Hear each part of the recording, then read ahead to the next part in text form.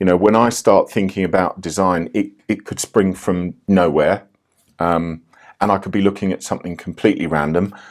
Often I dream about these things, and that's why I keep a notebook by the side of my bed. And anybody that knows me knows that I pretty much eat, sleep, breathe, live this 24/7, as long as I'm conscious, and clearly when I'm not conscious as well. So this is really the first lesson I want to get through to everybody, is the importance of starting to build that resource library that you're going to be able to keep adding to over the years. And this is one of the biggest questions that I get asked from people is, where do you get your inspiration? The simple answer is from everywhere. And it is very much a question of really starting to open your eyes and notice everything around you. This is something that I learned years ago when, believe it or not, I trained and qualified as a graphic design specialist in landscape design. And I worked with historical projects.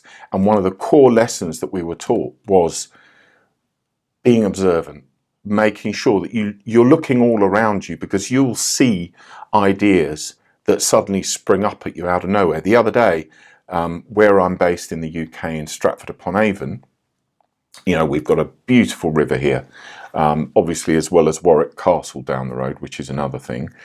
But I was standing down by the river, just, you know, mulling over the stuff that I wanted to include in these modules with you.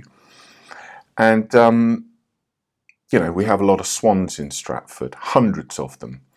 But at the same time, I was just looking around, and I noticed this cluster of geese. And I looked down, and I suddenly, you know, I looked at the way that this particular goose, its collar, its feathers laid. And I had to take a photo of it straight away, because I thought, now that would be a beautiful collar piece. You know, you could cut it all up, make it feathered, give it that final effect. And this is the thing. Inspiration can come from everywhere. So I'm going to go through this slideshow with you.